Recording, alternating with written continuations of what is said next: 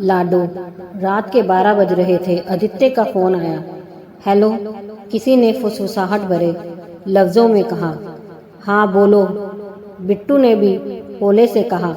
आदित्य ने पूछा, सब तैयारी हो गई है क्या? सुबह 4 बजे की बस है, बिट्टू ने जवाब दिया। मैंने अपने कपड़ों का बैग तो पैक कर लिया है, बस पैसे और गहने लेने हैं। फिर आदित्य बोला, अपने सब डॉक्यूमेंट भी ले लेना, हो सकता है दोनों को नौकरी करनी पड़े, नया घर संसार जो बसाना है। बिट्टू, ओके, मैं सब कुछ लेकर तुम्हें कॉल करती हूँ। बिट्टू ने सबसे पहले माँ की अलमारी खोली और उसमें से गहनों का डिब्बा निकाला। अपने लिए बनवाया गया मंगलसूत्र बैग में डाला, अंगूठी और झुमके पहन लिए। अभी चूड़ियों का डिब्बा वह उठाकर बैग में डाल ही रही थी कि माँ की तस्वीर नीचे गिर पड़ी। बिट्टू को याद आया कि माँ की बरसों की इच्छा थी सोने का चूड़ा पहनने की, मगर जब पापा का एरियर मिला था तो जो चूड़ा बनवाया गया वो माँ ने यह कहकर उसके लिए संभाल कर रख दिया था कि जब छोटा भाई अमन इंजीनियरिंग करके नौकरी करने लग जाएगा तो खूब सारे बनवा लूंगी। अभी तो तेरी शादी के लिए रख लेती हूँ मेरी लाडो, पर यह कितनी सुंदर लगेगी। बिट्टू ने तस्वीर वापस अलमारी में रखी और चूड़ा बैग में रख लिया। अब बारी थी नकदी की। घर में 75,000 पड़े थे। पापा कल ही बैंक से एजुकेशन लोन लेकर आए थे। अमन का आईआईटी का दूसरा साल चल रहा था।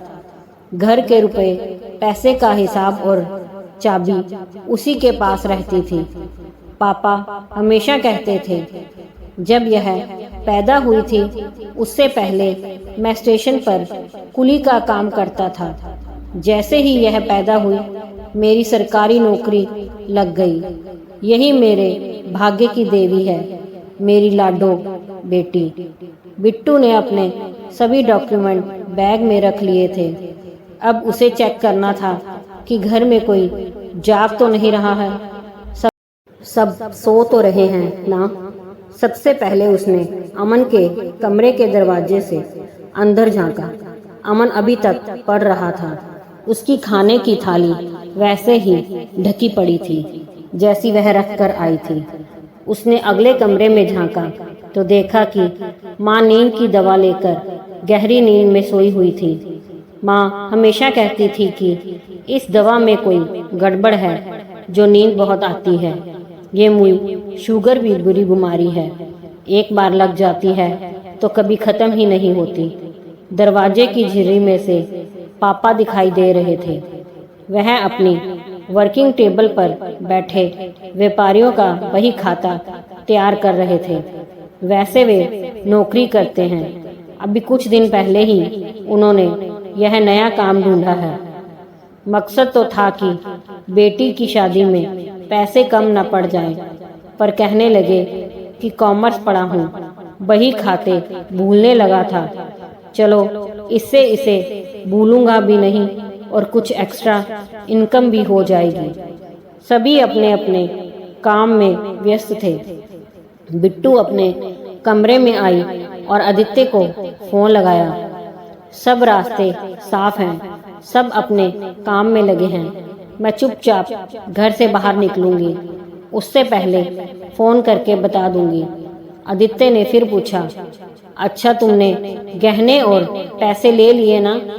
बिट्टू ने गुस्से में बोला, हाँ ले लिए, पर तुम बार बार गहनों और पैसों के बारे में क्यों पूछ रहे हो? मैंने कहा ना ले लिए। उसकी आवाज में कुछ खींच थी। आदित्य समझाते हुए बोला, अरे बाबू, वो इसलिए कि नया घर संसार बसाना है ना।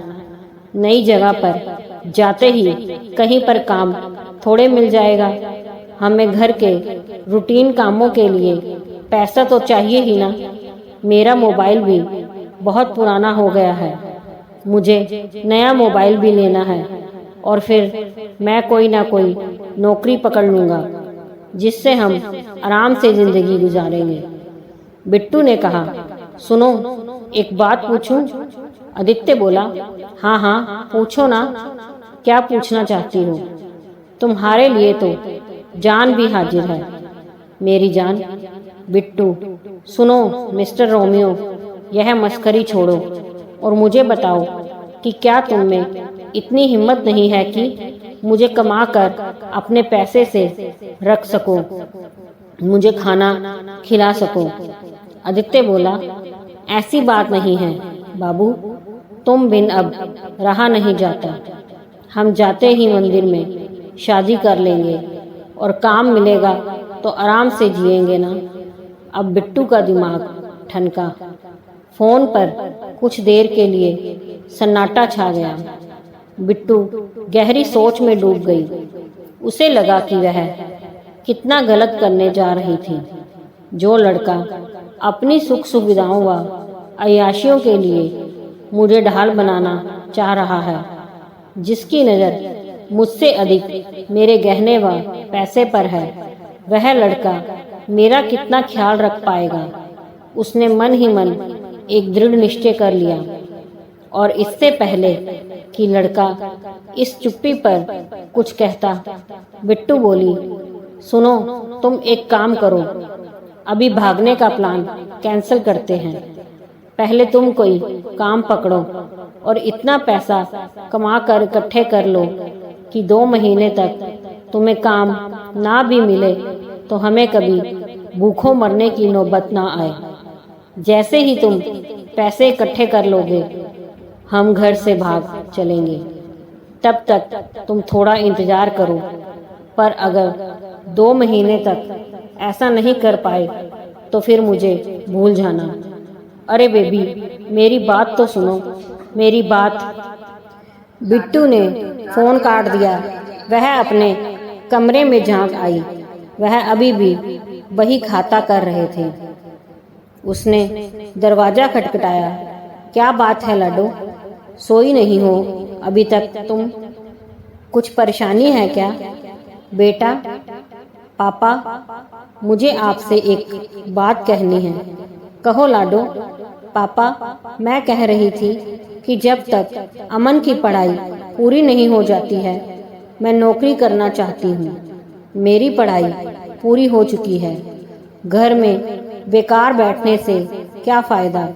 घर में 2 रुपए जुड़ेंगे ही। उसकी बात सुनकर पापा ने लाडो के सर पर स्नेह से हाथ फिरा दिया। पापा बेटी दोनों की आंखें नम थीं। लाडो भी मन ही मन ईश्वर को थैंक्स कर रही थी कि लोगों की तो नींद तक भी सही समय पर नहीं खुलती है, पर उसकी तो आंखें सही वक्त पर खुल गई। थैंक्स गॉड, तुमने मुझे बचा लिया। दोस्तों, अगर कहानी पसंद आई हो तो लाइक, सब्सक्राइब, शेयर जरूर कीजिए।